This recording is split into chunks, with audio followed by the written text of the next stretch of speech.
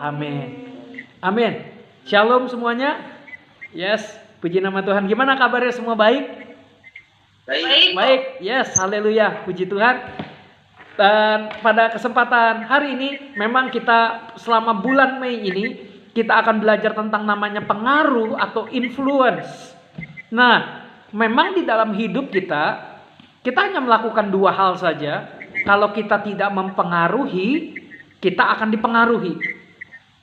Ya, kalau kita nggak dipengaruhi, ya kita mempengaruhi.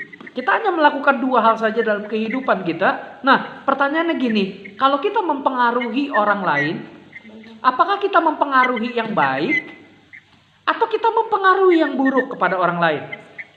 Kita punya teman nih, kita mempengaruhi orang itu menjadi baik atau menjadi buruk? Atau kita juga dipengaruhi? Nah, pertanyaannya gini, kalau kita dipengaruhi oleh orang lain, apakah kita dipengaruhi oleh yang baik atau oleh yang buruk? Nah, minggu ini kita akan belajar tentang kita dipengaruhi oleh yang baik, oleh yang benar, yaitu kita dipengaruhi oleh firman. Nah, tema kita, judul khotbah saya adalah dipengaruhi oleh firman Tuhan. Nah, artinya gini, pada saat kita dipengaruhi oleh kebenaran firman Tuhan, maka firman Tuhan itu yang memiliki kuasa untuk mengubahkan kita. Jadi basically, kita gak pernah bisa merubah diri kita, karena memang kita sudah dikuasai oleh dosa. Kita tidak bisa mampu untuk membuat hidup kita menjadi lebih baik. Paulus mengatakan bahwa aku ingin melakukan yang baik, tapi justru yang jahatlah yang aku lakukan. Kenapa? Karena ada dosa yang menguasai hidup kita. Tetapi sejak kita terima Tuhan Yesus, sejak Tuhan Yesus ada dalam hidup kita dan mengubahkan hidup kita, nah firman itu yang mengubahkan, merubahkan pola pikir kita, sehingga akhirnya firman Tuhan itu berkuasa mengubahkan seluruh aspek hidup kita. Nah, jika kita dipengaruhi oleh firman, maka kehidupan kita akan seturut dengan firman. Tetapi jika kita lebih banyak dipengaruhi oleh uang, oleh kekayaan, oleh mamon, maka kita akan diperbudak oleh mamon. Nah, memang mamon itu baik, memang uang itu baik, uang adalah alat transaksi, tetapi mamon bisa menjadi tuan yang jahat yang mengikat kita, sehingga akhirnya kita selalu dikuasai oleh ketakutan. Kita dikuasai oleh kekhawatiran, kita dikuasai oleh kecemasan, dan kita dikuasai oleh kebingungan. Kita gak punya pegangan hidup karena memang kita dipengaruhi bukan oleh firman Tuhan, tapi kita dipengaruhi oleh uang. Nah, jadi gini, karena apa yang masuk dalam hidup kita dari luar, faktor dari luar, itu akan, kalau itu lebih banyak mempengaruhi kita, itu juga yang akan mengubahkan kita. Nah, pada siang hari ini kita akan belajar dari kehidupan Daud yang hidupnya dipengaruhi oleh firman Tuhan. Oke? Nah, kita akan belajar dari kehidupan Daud. Nah, Mazmur 119. Mazmur 119 ini Mazmur yang paling panjang. Mazmur 119 ayat yang ke-97 sampai 104. Mazmur 119 ayat 97 sampai 104. Daud menuliskan Mazmur ini betapa dia rindu kepada firman Tuhan. Oke, sudah ketemu? Baik, saya akan bacakan. Betapa kucintai Tauratmu, aku merenungkannya sepanjang hari. Sepanjang hari loh, dari pagi, siang, sore, malam. Aku merenungkannya sepanjang hari. Perintahmu membuat aku lebih bijaksana daripada musuh-musuhku. Sebab selama-lamanya itu ada padaku. Aku lebih berakal budi daripada semua pengajarku. Sebab aku memegang titah-titahmu. Terhadap segala kejahatan, aku menahan kakiku. Supaya aku berpegang pada firman-Mu. Aku tidak menyimpang dari hukum-hukum-Mu, sebab Engkaulah yang mengajar aku. Betapa manisnya janji-Mu itu bagi langit-langitku, lebih daripada madu bagi mulutku. Aku beroleh pengertian dari titah-titahmu. Itulah sebabnya aku benci segala jalan dusta. Jadi Daud menyadari bahwa dia begitu mencintai Taurat Tuhan. Dia begitu mencintai firman Tuhan. Dia renungkan sepanjang hari. Karena firman Tuhan, perintah Tuhan itu membuat hidupnya menjadi lebih bijaksana, lebih berakal budi, lebih mengerti daripada orang-orang tua. Firman Tuhan menjaga jalannya dari segala kejahatan, membuat hidupnya tidak menyimpang dari hukum-hukum Tuhan. Firman Tuhan itu begitu manis dalam kehidupannya, sehingga dia beroleh pengertian. Nah, kemudian dilanjutkan dengan ayat berikutnya, ayat 105. Ini ayat yang umum, ini ayat yang sudah kita tahu, dan ini ayat ini menjadi ayat hafalan buat kita semua. Mazmur 119 ayat yang ke-105 dan 106 dikatakan bahwa firman-Mu itu pelita bagi kakiku dan terang bagi jalanku. Your word is a lamp unto my feet and a light unto my path. Aku telah bersumpah dan aku akan menepatinya untuk berpegang pada hukum-hukum-Mu yang adil. Jadi selama Daud hidup, Daud berpegang pada firman Tuhan. Sebab hanya firman Tuhan yang menerangi jalan hidupnya. Sebab tanpa firman Tuhan, kehidupan Daud akan menjadi gelap. Kehidupan Daud terus setiap hari berada di dalam bahaya yang besar. Tetapi Daud berpegang pada firman Tuhan, berpegang pada firman kebenaran. Nah, Daud sebenarnya bukan raja yang anggur kan. Jadi setelah Saul mati terbunuh, ya kan, karena dikejar oleh Filistin. Lalu akhirnya Daud diangkat menjadi raja atas Israel. Bukan berarti posisi Daud tenang-tenang aja aman. Tidak, dia harus mengatur kerajaannya. Daud harus memastikan bahwa kerajaannya aman dari serangan musuh. Tetapi Daud dalam hidupnya, setiap pagi dia membangun mezbah kepada Tuhan dan merenungkan firman Tuhan. Itulah yang membuat Daud kuat menjalani kehidupannya. Selama 40 tahun dia memerintah atas Israel. Nah, ada dua raja di dalam Alkitab yang selama hidupnya, selama pemerintahannya tidak pernah kalah berperang. Ada dua raja yang selama hidupnya, selama pemerintahannya tidak pernah kalah dalam berperang. Raja itu adalah Raja Daud dan juga Yosafat. Kalau kita baca dalam 1 Samuel, 2 Samuel, riwayat dari kehidupan Daud, tidak pernah kan kita temukan ada Daud satu kali pun kalah berperang. Gak pernah kita temukan. Daud selalu menang. Bayangin, kalau misalkan dalam pertandingan, pastilah 40 tanding masa 1-2 kali gak pernah kalah. Tetapi Daud tidak pernah kalah dalam berperang. Mengapa? Mereka selalu menang perang. Daud dan Yosafat selalu menang perang. Khususnya Raja Daud. Kenapa? Selalu menang perang. Karena Daud dan Yosafat dekat dengan Tuhan. Hidupnya dipengaruhi oleh Taurat Tuhan, oleh firman Tuhan yang masuk dalam kehidupannya. Setiap pagi dia merenungkan, siang, sore, malam, terus dia merenungkan. Makanya apa yang dilakukannya semuanya karena terpengaruh oleh firman Tuhan. Nah, perlu kita ingat bahwa orang-orang yang menang dalam hidup ini adalah orang-orang yang merenungkan firman Tuhan siang dan malam.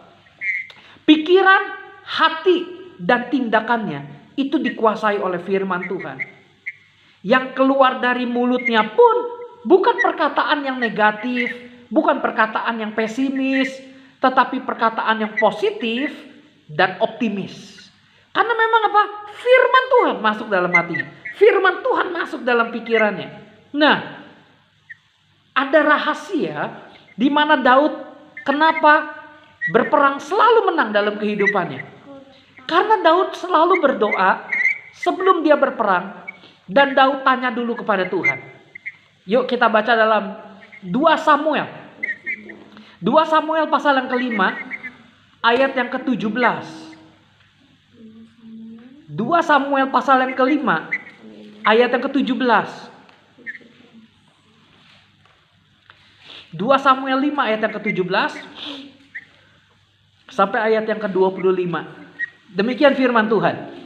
Ketika didengar orang Filistin bahwa Daud telah diurapi menjadi raja atas Israel, maka majulah semua orang Filistin untuk menangkap Daud. Bayangin, setelah Daud diurapi jadi raja Israel, bukan berarti tenang-tenang aja loh. Bukan berarti dia santai, dia menikmati singgasananya. Tidak. Musuh datang untuk mengintai. Musuh datang untuk membunuh Daud. Maka majulah semua orang Filistin itu untuk menangkap Daud. Tetapi Daud mendengar hal itu, lalu ia pergi ke kubu pertahanan. Ketika orang Filistin itu datang dan memencar di lembah Refaim, perhatikan baik-baik. Bertanyalah Daud kepada Tuhan. Jadi Daud nanya dulu kepada Tuhan, apakah aku harus maju melawan orang Filistin itu? Akan kau serahkankah mereka ke dalam tanganmu, ke dalam tanganku? Tuhan menjawab Daud, majulah, sebab aku pasti akan menyerahkan orang Filistin itu ke dalam tanganmu. Lalu datanglah Daud di Baal Perasim dan memukul mereka kalah di sana.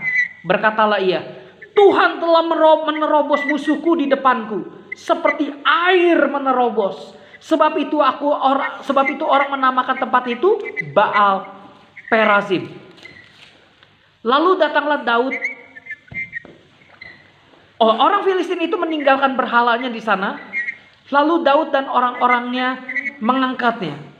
Perhatikan baik-baik. Ketika orang Filistin maju sekali lagi. Ini ronde kedua. Ketika orang Filistin maju sekali lagi dan memencar di lembah Refaim, maka bertanyalah Daud kepada Tuhan. Dan ia menjawab, janganlah maju. Perhatikan. Nah, jadi meskipun set pertama Daud menang, bukan berarti set kedua atau babak kedua, ronde kedua dia menang. Mungkin Daud berpikir, pasti serangannya sama, ya udah gue serang aja. Tapi tidak. Daud bertanya kepada Tuhan dan Tuhan menjawab, janganlah maju. Tetapi buatlah gerakan lingkaran sampai ke belakang mereka, sehingga engkau dapat menyerang mereka dari jurusan pohon-pohon kertau. Dan bila engkau mendengar bunyi derap langkah di puncak pohon-pohon kertau itu, maka haruslah engkau bertindak cepat. Sebab pada waktu itu Tuhan telah keluar berperang di depanmu untuk memukul kalah tentara orang Filistin. Dan Daud berbuat demikian seperti yang diperintahkan Tuhan kepadanya. Maka ia memukul kalah orang Filistin mulai dari Geba sampai dekat Gezer. Perhatikan baik-baik. Daud menang. Di ronde kedua, babak kedua, orang Filistin mempunyai strategi yang lain. Tetapi Tuhan berbicara kepada Daud, jangan langsung nyerang. Buat gerakan melingkar. Dan Daud menang. Daud menang bukan karena dia jenderal, dia yang berhasil bunuh Goliat. Mungkin secara pengalaman dia berhadapan dengan singa, dengan beruang. Kecil, Goliat aja saya lawan. Tetapi dia tidak mengandalkan experience-nya. Dia tidak mengandalkan pengalamannya. Tapi dia selalu bertanya kepada Tuhan. Tuhan, apakah harus serang? Ronde pertama, maju, serang. Babak yang kedua Filistin nyerang lagi. Jangan maju dulu. Buat gerakan meringkar. Kepung mereka dari segala penjuru. Aku akan menggunakan angin untuk membunyikan pohon kertau. Disitulah waktu yang tepat untuk menyerang. Dalam hidup kita, kenapa kita seringkali gagal? Karena kita ngandelin kepintaran kita. Karena kita ngandelin pengalaman kita. Kita ngandelin kemampuan kita. Makanya gagal. Tapi kalau orang yang dipengaruhi oleh firman Tuhan, maka dia akan selalu bertanya kepada Tuhan. Nah, orang yang hidupnya dipengaruhi oleh firman, maka ada 4 hal. Yang pertama, pikirannya selaras dengan pikirannya Tuhan. Mengapa? Karena doa, pada saat kita berdoa, kita mensinkronkan pikiran kita dengan pikirannya Tuhan. Kehendak kita dengan kehendaknya Tuhan. Makanya Daud menang karena dia sinkronkan pikirannya Daud dengan pikirannya Tuhan. Dia tanya dulu sama Tuhan. Kehendak Daud ingin langsung menyerang di babak yang kedua. Tetapi begitu kehendak Tuhan berbeda untuk buat gerakan melingkar, Daud ikut kehendak Tuhan. Jadi doa sebenarnya bukan sekedar meminta. Tuhan berkati saya biar saya kaya. Tuhan kirimkan uang yang banyak. Bukan sekedar meminta atau memaksa Tuhan. Nah, ini konsep yang salah. Orang berdoa ingin mengubah Tuhan mengikuti mau dirinya sendiri. Ini yang salah. Dia berpikir bahwa doa bisa, nanti juga Tuhan bisa mengikuti maunya saya. Kan mintalah apa saja maka akan diberikan. Bukan. Memang doa itu meminta, tetapi tidak hanya sekedar meminta atau menaikkan petisi kita, tetapi doa itu mensinkronkan pikiran kita dengan pikiran Tuhan, kehendak kita dengan kehendak Tuhan. Kalau orang yang dipengaruhi oleh firman setiap hari, maka pikirannya pasti akan sejalan dengan pikirannya Tuhan. Dia akan mengerti kehendak Tuhan dalam kehidupannya. Jadi doa bukan sekedar meminta atau bahkan memaksa Tuhan. Ini konsep doa yang salah kaprah. Bahkan doa ini yang terus meminta. Itu penuh dengan nafsu kedagingan. Seolah-olah Tuhan harus mengikuti keinginannya. Ini doa yang salah. Nah, yang kedua, bijaksana dalam ambil keputusan. Ingat bahwa kita, apalagi anak-anak muda, kita harus banyak mengambil keputusan dalam kehidupan kita. Betul, keputusan apa? Kita harus memutuskan pacaran dengan siapa. Kita harus memutuskan kita akan menikah dengan siapa. Kita akan kerja di perusahaan mana. Dalam setiap hari kita harus mengambil keputusan-keputusan. Nah, apabila kita dipengaruhi oleh firman, maka kita akan bijaksana dalam ambil keputusan. Kita nggak gegabah. Kita nggak berpikir, cepat-cepat langsung ambil keputusan. Memang orang yang bertanya kepada Tuhan, orang yang bijaksana dalam ambil keputusan dengan berdoa terlebih dahulu, memang terkesan agak lambat. Tapi lambat nggak apa-apa kalau itu kita bisa ambil keputusan yang tepat dan benar. Sebelum berperang, Daud tanya Tuhan dulu. Memang terkesan ya agak lama, harusnya perang aja. Tetapi Daud bertanya kepada Tuhan. Dan dia bijaksana dalam ambil keputusan. Dan Daud selalu menang. Yang ketiga, orang yang hidupnya dipengaruhi oleh firman Tuhan, dia akan semakin mencintai Tuhan dan membenci dosa. Hidupnya akan memuliakan Tuhan. Dan hidupnya akan senantiasa menjaga kekudusan.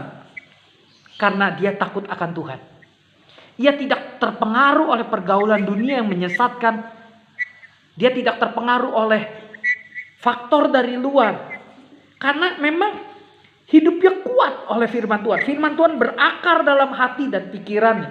Sehingga tidak mudah terpengaruh oleh hal-hal yang negatif. Dia akan semakin mencintai Tuhan. Dan semakin membenci dosa. Yes. Yang keempat. Ia akan tetap kuat menjalani kehidupan. Ia tidak akan mudah goyah. Karena firman Tuhan memberikan kepada kita kekuatan di setiap waktu. Jadi orang Kristen yang sungguh-sungguh merenungkan firman, dipengaruhi oleh firman, maka hidupnya nggak akan galau-galau.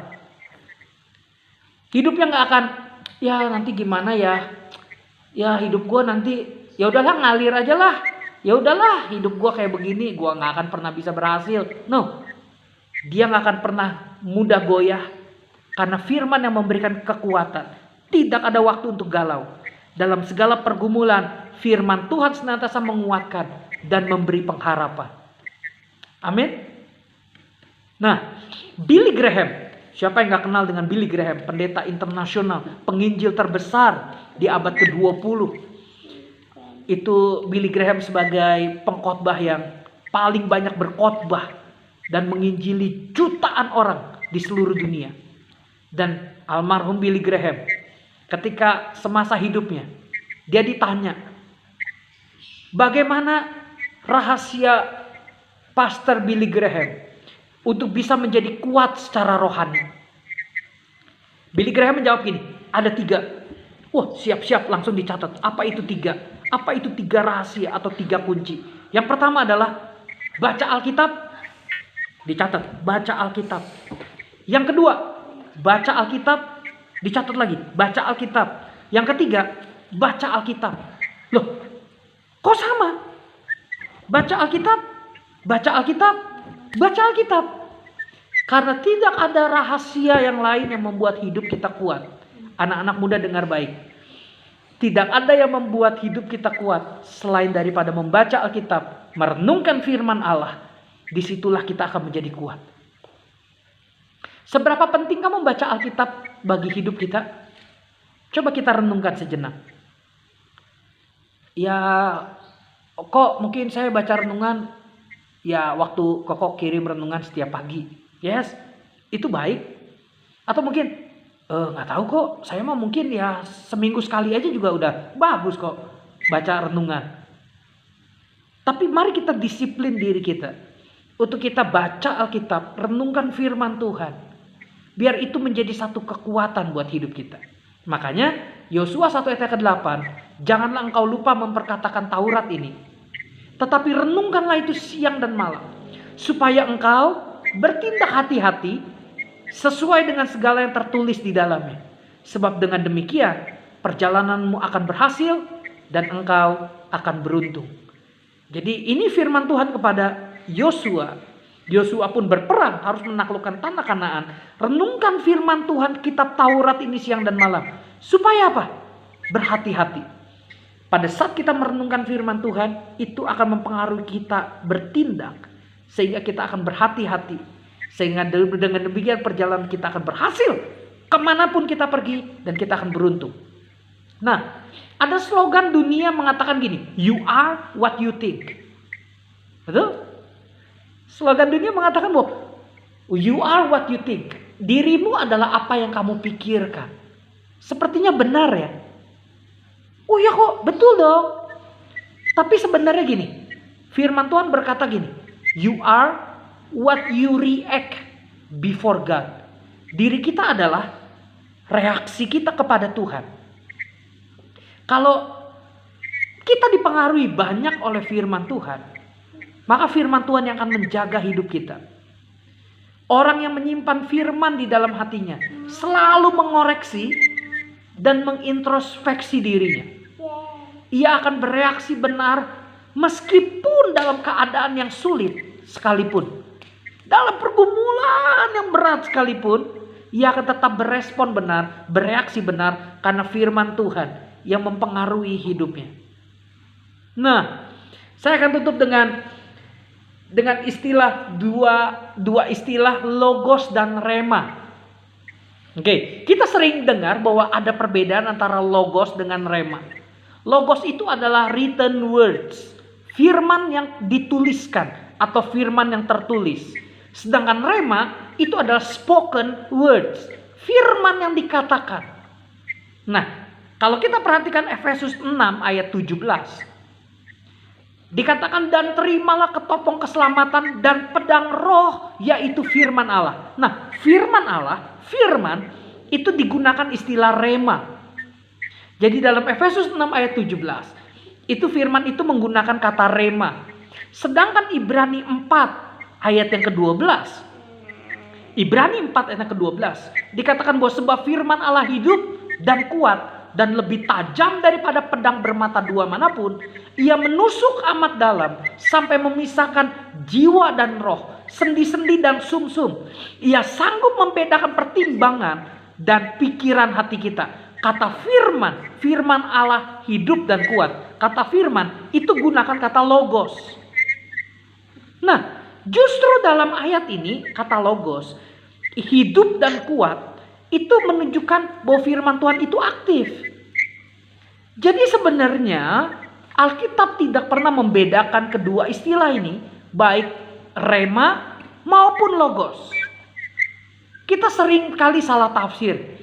Yang kita tertanam dalam pikiran kita, biarlah firman ini bukan hanya sekedar logos, tetapi jadi rema dalam kehidupan kita. Benar? Baik logos ataupun rema itu adalah kedua istilah yang sama yang dipakai bergantian. Alkitab tidak pernah membedakan kedua istilah ini. Nah, jika rema itu lebih penting daripada logos, jika yang kita katakan, firman yang kita katakan lebih penting daripada firman yang tertulis, ini akan sangat berbahaya.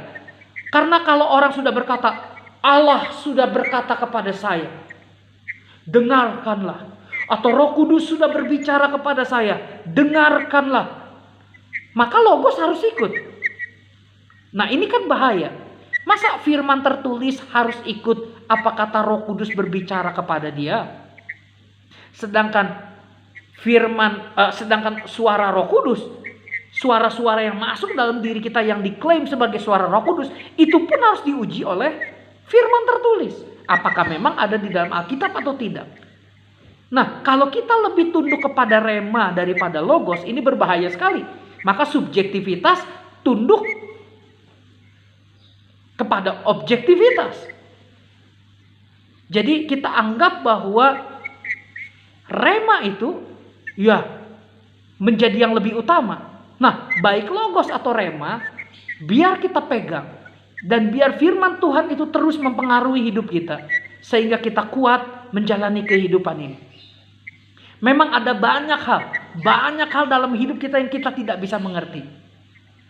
Tetapi kita akan bisa kuat menjalani hidup ini di tengah-tengah pandemi COVID-19 ini, di mana begitu banyak orang yang di PHK, mereka kehilangan pekerjaan mereka bingung harus bagaimana, mereka harus survive, mereka harus bertahan hidup mereka. Tetapi kalau hidup mereka dipengaruhi oleh firman, mereka akan tetap kuat jalani hidup ini. Memang ada banyak hal yang kita nggak bisa mengerti, tetapi jika hati kita dan pikiran kita dikuasai oleh firman, maka kita akan sanggup menghadapi serangan si iblis, kekhawatiran, ketakutan, kecemasan, dan kita keluar sebagai pemenang. Begitu pandemi virus corona ini selesai, kita keluar sebagai pemenang dan kita bersyukur kepada Tuhan. Anda dan saya adalah lebih daripada pemenang. Biarlah kita terus dikuasai oleh firman. Mari kita terus baca dan renungkan firman Tuhan. Karena itu adalah sumber kekuatan, pertolongan bagi hidup kita. Saya percaya biar kebenaran firman Tuhan ini boleh menguatkan kehidupan kita. Firman Tuhan boleh sungguh-sungguh masuk dalam hati pikiran kita dan mengubahkan hidup kita. Baik logos maupun rema, biar itu masuk sehingga kita bisa bereaksi benar terhadap panggilan Tuhan, terhadap firman Tuhan. Sehingga hidup kita menjadi kehidupan yang diubahkan oleh Tuhan. Amin. Dan saat ini kita akan